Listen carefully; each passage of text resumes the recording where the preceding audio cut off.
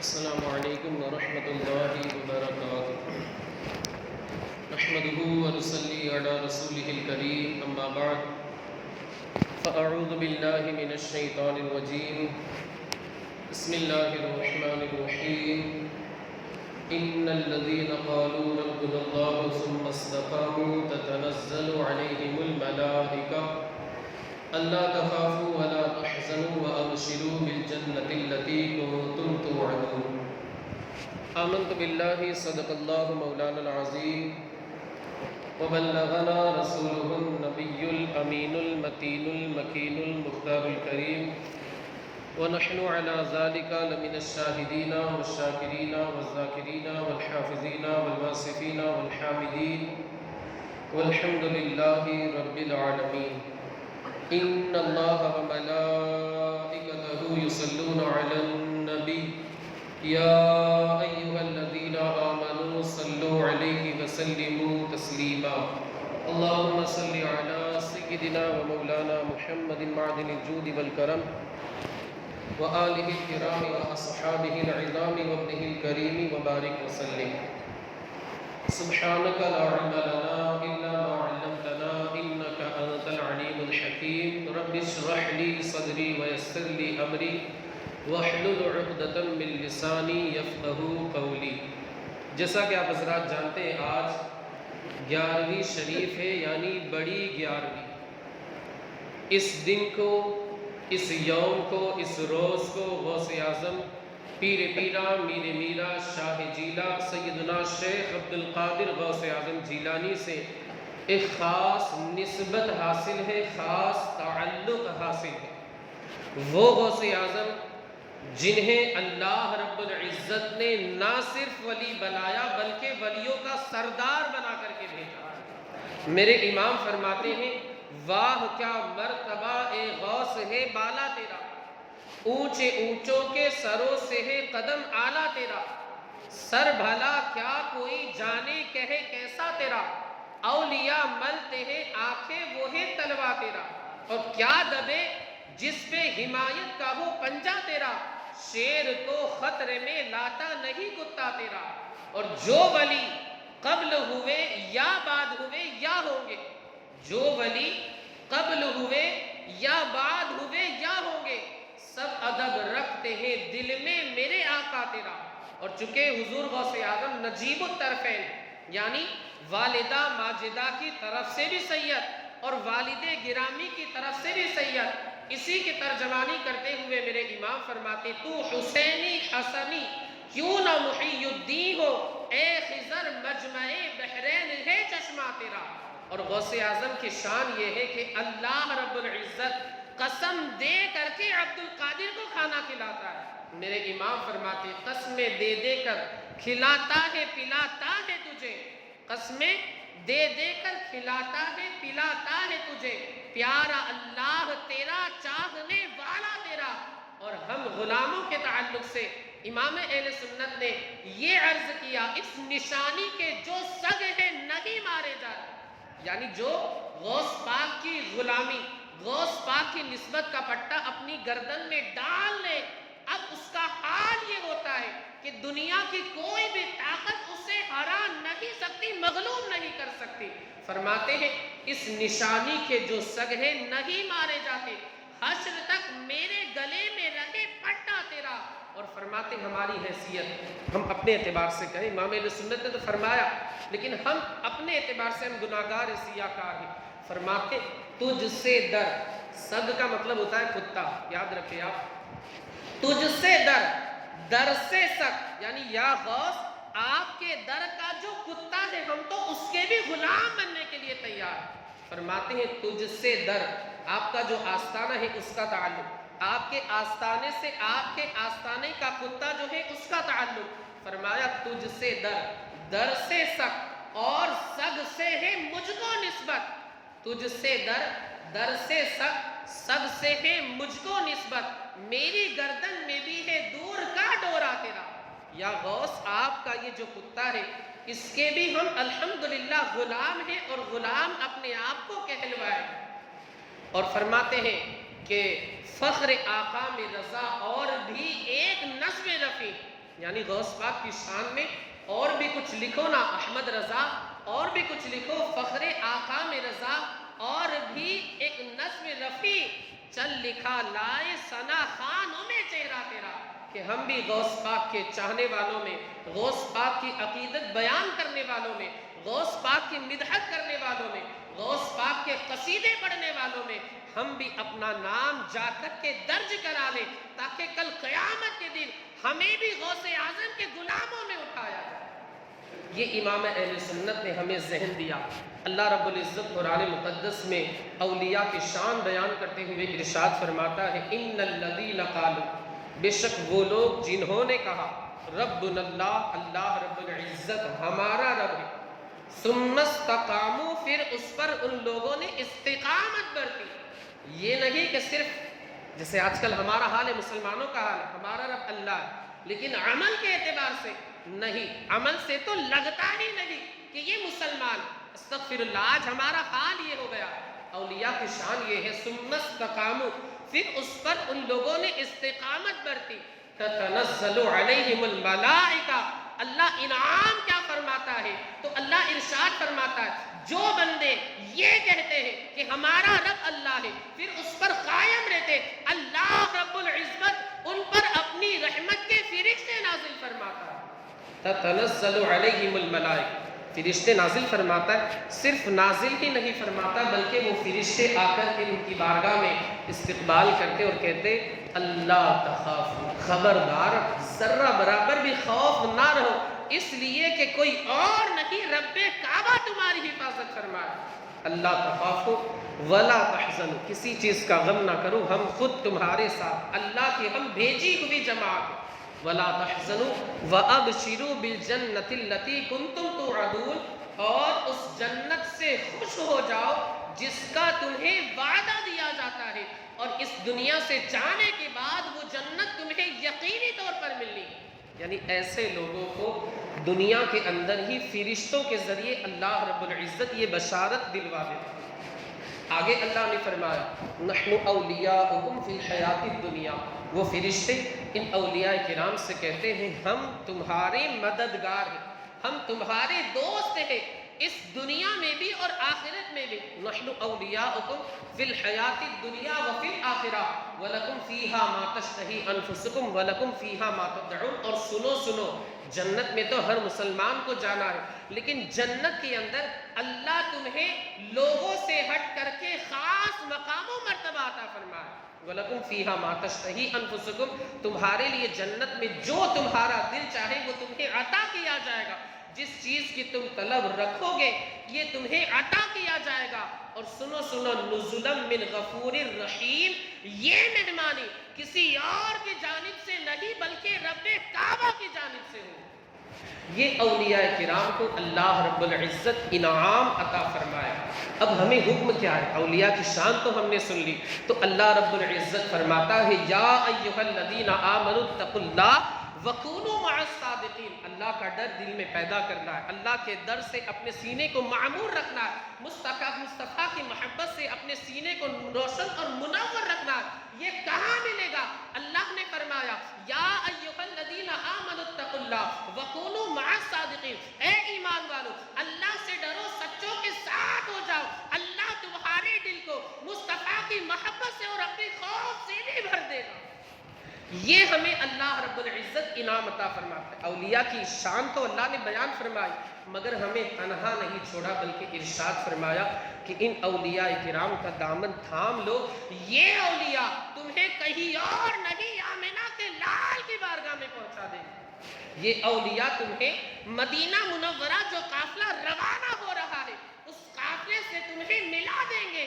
یہ اولیاء، یہ اللہ والے تمہیں اللہ کی بارگاہ میں پہنچا دیں گے. غوث پاک کی شان تو آپ دیکھیں بیان کیا جاتا ہے. ایک مرتبہ دیکھا، لوگوں نے تلاش کیا، غوث پاک نظر نہیں آ رہے. لوگ پریشان ہو گئے. تلاش کرتے کرتے پتا چلا کہ دریائے دجلہ کے کنارے آپ تشریف لے گئے. لوگ جب وہاں پر پہنچے تو دیکھا کہ آپ دریائے دجلہ کے کنارے پر نہیں ہے بلکہ سمندر کے پانی کے اوپر چل رہے. یہ غوث پاک کی کرامت نہیں تو اور کیا ہے. اب پانی کے اوپر چلنا، عقل میں یہ بات آتی نہیں آتی. آج کل عقل کا اندھا، اپنے آپ کو عقل کا پیروکار کہنے والا یہ کہتا ہے ارے یہ بات تو محال ہے، امپوسیبل ہے، مشکل ہے، ایسا ہو ہی نہیں سکتا کہ انسان پانی کے اوپر چلے. ارے بے وقوف، نادان، جاہل، یاد رکھ کرامت اسی کو کہا جاتا ہے جو عقل میں نہ آئے. یعنی جو بات عقل میں نہ آئے، بے وقوف، نادان، کرامت اسی کو کہا جاتا ہے جو بات عقل میں نہ. ورنہ جو نارمل چیزیں ہیں وہ تو عام انسان بھی کر سکتے ہیں. ارے بھائی بیٹھنا، کھانا پینا، یہ ساری چیزیں تو انسان کر سکتا ہے. اولیاء کرام کو اللہ نے یہ قدرت، یہ طاقت عطا فرمائی ہے کہ وہ اپنے اختیار سے، اپنے تصرف سے جو محال چیزیں، امپوسیبل، انسان کی عقل میں نہ آئے، وہ اولیاء کرام اسے انجام دیتے اور اسی کو کرامت کہا جاتا ہے. اور انبیاء کرام اگر اسے انجام دے ان کے دستے اقدس سے، جیسے میرے مصطفیٰ نے جبل ابو قبیس کے اوپر کھڑے رہ کر کے آسمان کے چاند کی جانب اشارہ کیا، اس چاند میں اشارہ پاتے ہی وہ چاند چشمے زدن کے اندر 2 ٹکڑے ہو گیا. یہ میرے آقا مصطفیٰ کریم کا معجزہ ہے. یہ بات بھی عقل میں نہیں آتی تو اسی کو معجزہ کہا جاتا ہے. اور اگر ولی سے صادر ہو، عقل میں نہ آئے، اسی کو کرامت کہا جاتا ہے. یہ اللہ رب العزت نے اولیاء کرام کو یہ شان اور کمال عطا فرمایا ہے. لوگ پریشان ہو گئے، غوث پاک نظر نہیں آتے. دیکھا دریائے دجلہ کے پانی کے اوپر چل رہے. واقعی میں اللہ والوں کی یہ شان ہوتی ہے. پھر لوگوں نے دیکھا کہ آسمان سے ایک مسلح اترتا ہے. اس مسلح کے اوپر لکھا ہوا ہے الا ان اولیاء اللہ لا خوف علیہم ولا هم يحزنون. غوث پاک کی بارگاہ میں وہ مسلح پہنچ جاتا ہے. یعنی آپ دیکھیں غوث پاک کی شان ہم بیان کریں نہ کریں، ارے غوث پاک کی شان تو کوئی اور نہیں، خود رب کعبہ بیان فرماتا ہے. یہ غوث پاک کی شان. آسمان سے مسلح اترتا ہے. 2 آیتیں اس میں لکھی ہوئی، خبردار سن لو اللہ کے ولیوں کو کسی چیز کا خوف نہیں، کسی چیز کا غم نہیں. اور سلام علیکم اہل البیت، اے مصطفیٰ کے گھرانے والوں، تم پر اللہ کی جانب سے سلامتی ہو. یہ اللہ رب العزت کی جانب سے سلام. انہو حمید مجید. اللہ کی شان یہ ہے کہ وہ سراہا ہوا ہے، بزرگی والا ہے، عظمت والا ہے، رفعت والا ہے، بلندی والا ہے. اس کا مقام، مرتبہ بندوں کی نظروں میں نہیں آ سکتا، بندوں کی عقل میں نہیں آ سکتا. غوث پاک کی بارگاہ میں مسلح پہنچ جاتا ہے. پھر غوث پاک اس مسلح کے اوپر چڑھتے، نماز ادا کرتے. کیا دیکھتے ہیں کہ آپ کے پیچھے کوئی اور نہیں، اللہ کی نوری مخلوق یعنی فرشتے آپ کے پیچھے نماز میں شامل ہیں. غوث پاک کی شان تو دیکھیں. اور جیسے ہی آپ اللہ اکبر کہتے، فرشتے بھی پیچھے سے اللہ اکبر کہتے.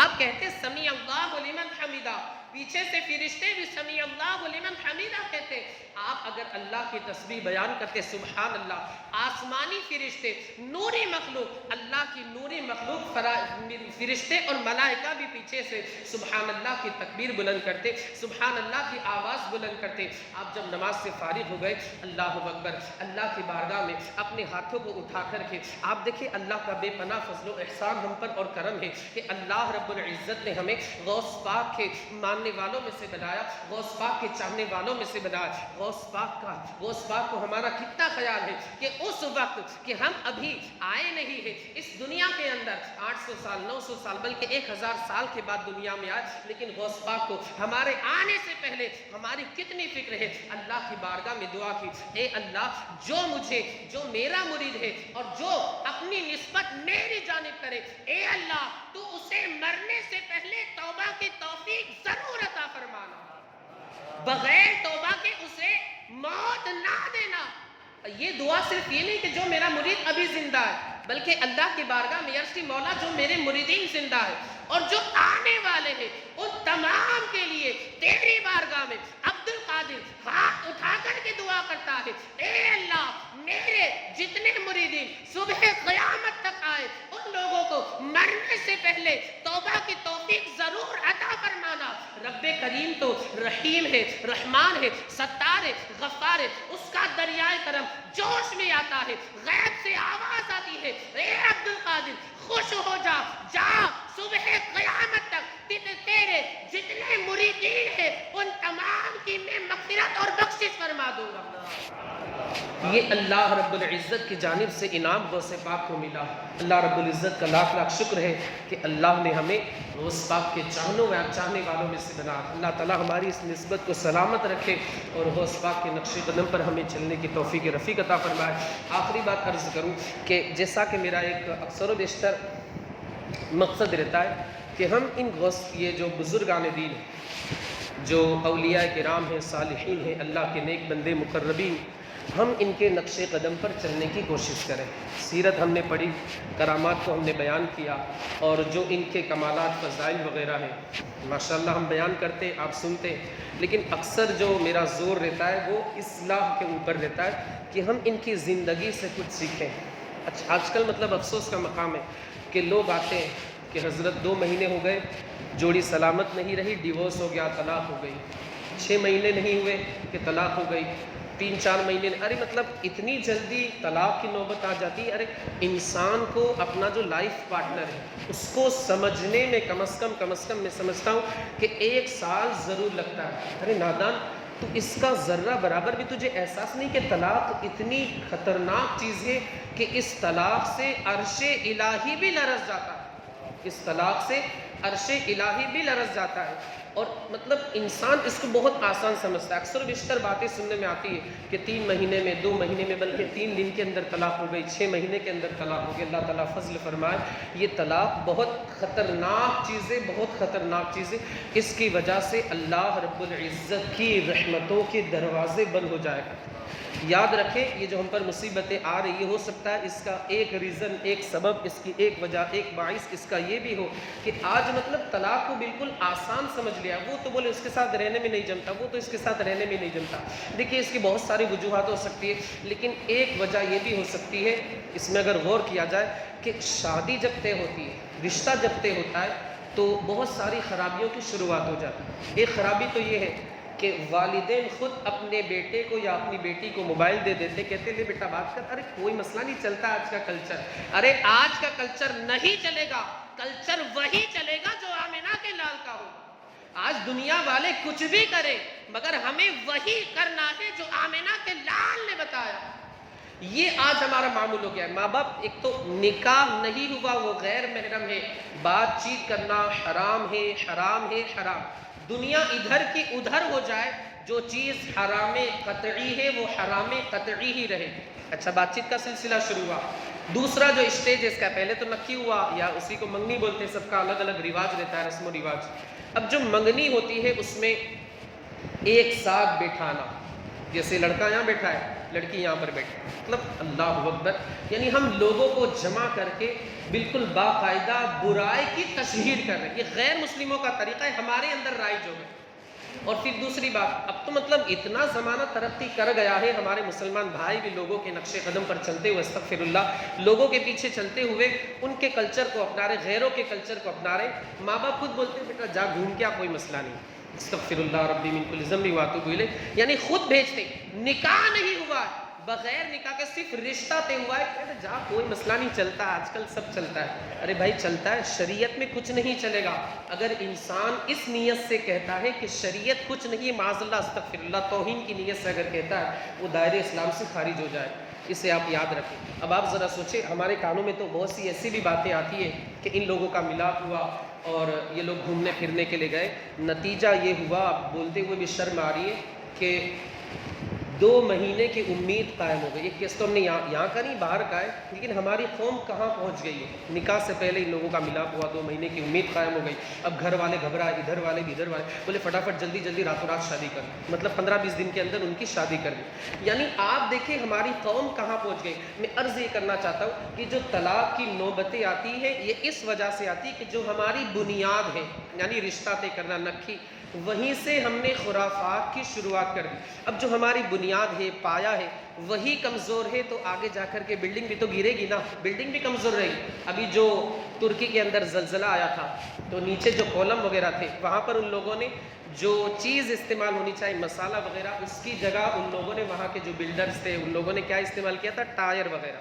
آپ حضرات نے بھی نیوز پڑھا ہوگا، ٹائر استعمال کی ظاہر سی بات ہے، ٹائر کا ایک کام نہیں، کمزور تھی بلڈنگ ہے اور زلزلہ آنے کی وجہ سے ایک 5 سیکنڈ کے اندر پوری بلڈنگ نیچے گر گئی۔ پھر بعد میں وہاں کی گورنمنٹ نے ان لوگوں کو سزا بھی دی، جان سے مار دیا وغیرہ وغیرہ، یہ ساری چیزیں آپ حضرات جانتے ہیں۔ میں عرض یہ کرنا چاہتا ہوں کہ شادی کی بنیاد جو ہے وہ رشتہ طے ہونا، نکی منگنی۔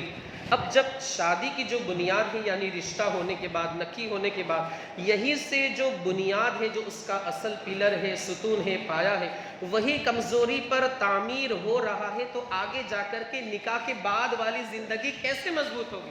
میری اشارے کو آپ سمجھ رہے ہیں؟ یعنی منگنی کی جو رسم ہے وہ غیروں کے طریقے پر ہو رہی ہے، یعنی جس کی شادی ہونے والی ہے اور جس لڑکی کے ساتھ ہونے والی ہے دونوں بغیر نکاح کے بیٹھے ہوئے، ہنسی مذاق چل رہی ہے، استغفر اللہ۔ تو یہ ساری چیزیں آگے جا کر کے پھر انہی چیزوں کی بنیاد پر آگے جا کر کے نکاح جو ہے وہ زیادہ دنوں تک قائم نہیں رہ سکتا۔ کیوں؟ کیونکہ اس میں برکت نہیں ہے، اللہ کی رحمت سے خود ہم نے اپنے آپ کو دور کر لیا۔ یاد رکھیں، جس غوث کا ہم دن مناتے ہیں، جس غوث پاک کی آج 11ویں شریف ہے، ان کی والدہ کے تعلق سے تو آپ نے سنا ہے کہ آنکھ اٹھا کر کے بھی غیر محرم کی جانب نہیں دیکھا، زبان سے کبھی بری بات انہوں نے ادا ہی نہیں کی۔ پیر سے لنگڑی ہے، والد نے کہا تھا نا، موسیٰ والد نے کہا تھا کہ پیر سے میری بیٹی جو ہے وہ لنگڑی ہے، تو اس کا مطلب یہ ہے کہ کبھی برائی کی جانب میری بیٹی نے ایک قدم بھی نہیں اٹھایا۔ تو ہمیں چاہیے کہ ہم ان بزرگان دین کی سیرت کو اپنی زندگی میں نافذ کریں، ان کے نقش قدم پر چلنے کی کوشش کریں۔